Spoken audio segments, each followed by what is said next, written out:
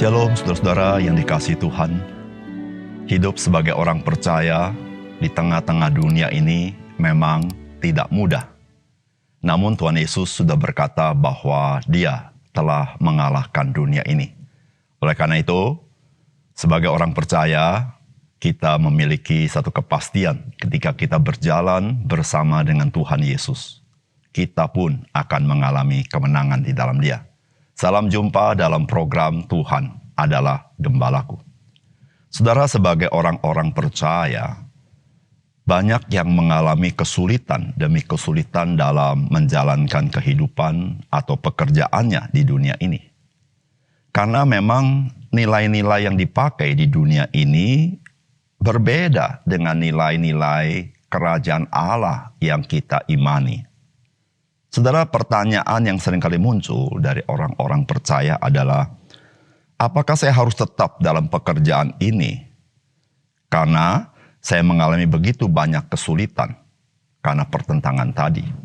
Saudara, tidak mudah untuk menjawab pertanyaan ini.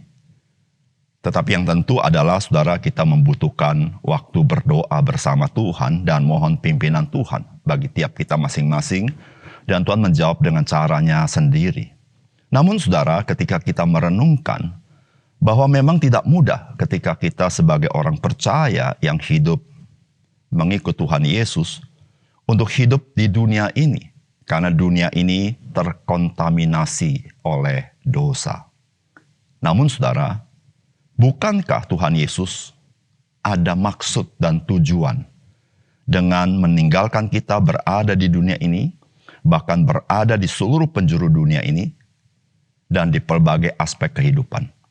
Saudara, mari kita membaca 1 Raja-Raja pasal 18 ayat 1 sampai dengan 19. Dan sesudah beberapa lama datanglah firman Tuhan kepada Elia dalam tahun yang ketiga. Pergilah, perlihatkanlah dirimu kepada Ahab, sebab aku hendak memberi hujan ke atas muka bumi. Lalu pergilah Elia memperlihatkan diri kepada Ahab. Adapun kelaparan itu berat di Samaria. Sebab itu Ahab telah memanggil Obadya yang menjadi kepala istana. Obadya itu seorang yang sungguh-sungguh takut akan Tuhan.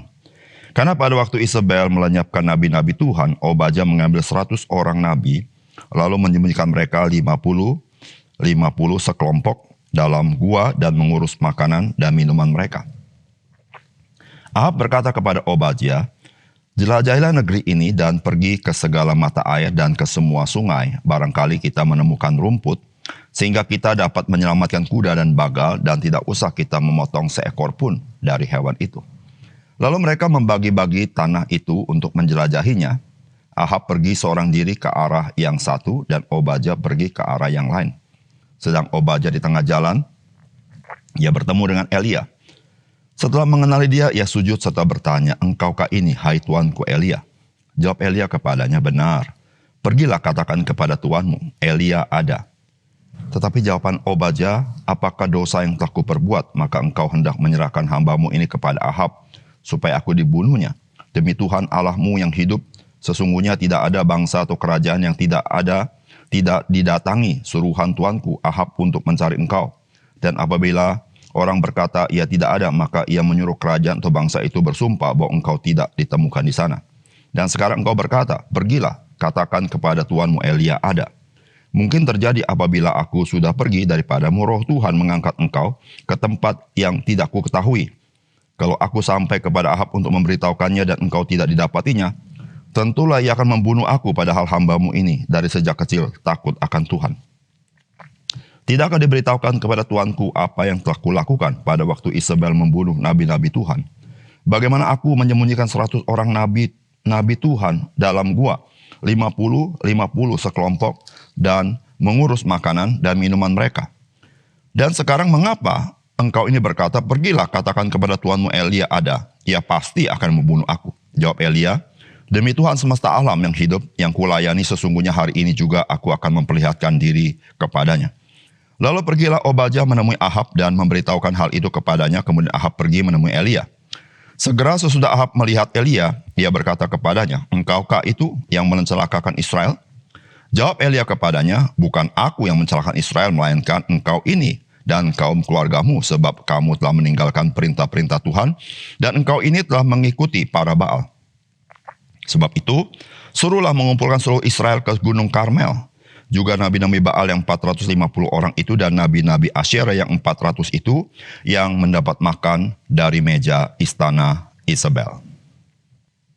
Saudara yang dikasihi oleh Tuhan, hujan tidak turun-turun ke tanah Israel sedemikian lama, sehingga kekeringan terjadi di mana-mana. Tidak heran Raja Ahab mengajak kepala istana, yaitu bernama Obadya, untuk menjelajahi sumber-sumber air untuk menemukan rumput untuk makanan bagi ternak mereka. Saudara, Obadya membantu Raja Ahab di dalam mencari apa yang dibutuhkan bagi ternak-ternak mereka. Meskipun saudara sesungguhnya Obadya dan Raja Ahab adalah dua orang mempunyai keyakinan yang berbeda. Raja Ahab tidak takut akan Tuhan, tetapi Obadya, dia adalah seorang yang takut akan Tuhan. Dan melalui Obadya ini, Elia bertemu dengan Raja Ahab. Saudara, apakah pesan firman Tuhan bagi kita? Yang pertama, saudara, Tuhan memanggil orang-orang percaya untuk berada di dalam dunia ini, namun tidak sama dengan dunia ini, agar orang percaya boleh menjalankan misi Allah di dalam dunia ini. Saudara, firman Tuhan berkata, lalu pergilah Elia memperlihatkan diri kepada Ahab. Adapun kelaparan itu berat di Samaria, sebab itu Ahab telah memanggil Obadya yang menjadi kepala istana. Obadya itu seorang yang sungguh-sungguh takut akan Tuhan. Karena pada waktu Isabel melenyapkan nabi-nabi Tuhan, Obadya mengambil 100 orang nabi, lalu menyembunyikan mereka 50-50 sekelompok dalam gua, dan mengurus makanan dan minuman mereka.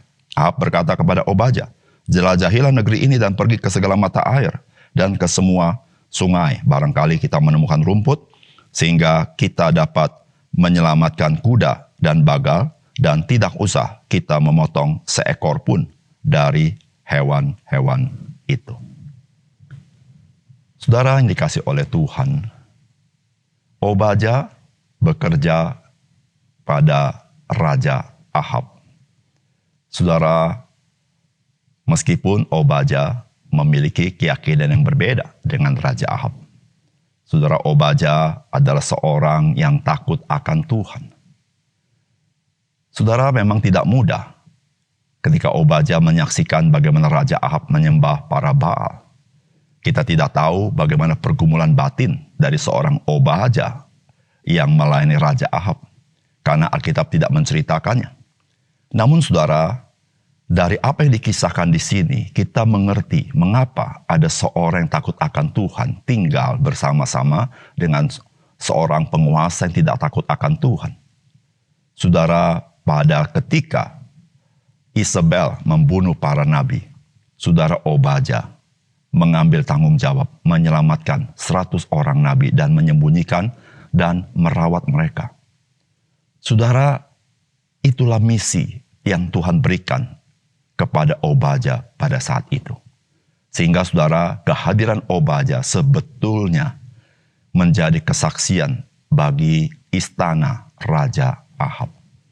Saudara yang kasih dalam Tuhan, dari kisah ini kita belajar satu hal, bahwa keberadaan orang percaya di tengah-tengah dunia ini yang seringkali menghadapi kesulitan karena kebiasaan, keyakinan, dan cara pandang dan nilai-nilai dunia ini berbeda dengan kita sebagai orang-orang yang percaya kepada Tuhan. Saudara, kita seringkali menghadapi kesulitan.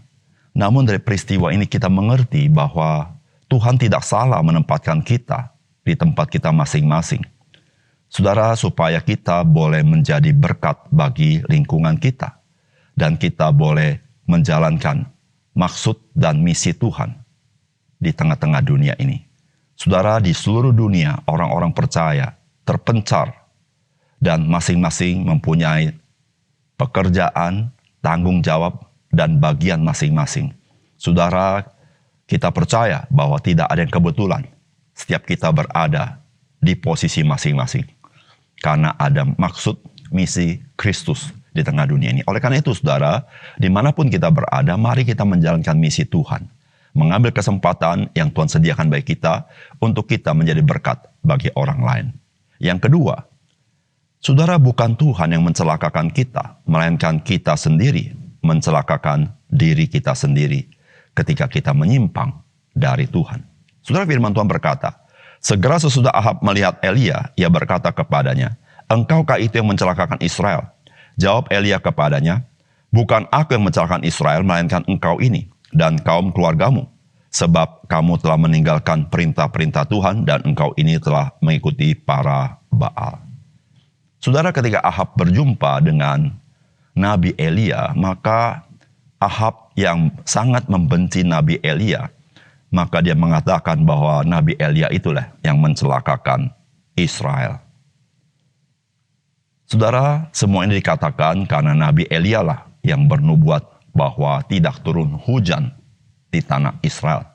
Tetapi saudara, Nabi Elia menjawab bukan dia yang mencelakakan bangsa Israel, tetapi justru Raja Ahab yang mencelakakan bangsa Israel karena mereka diajak menyimpang daripada Tuhan dan menyembah kepada para Baal.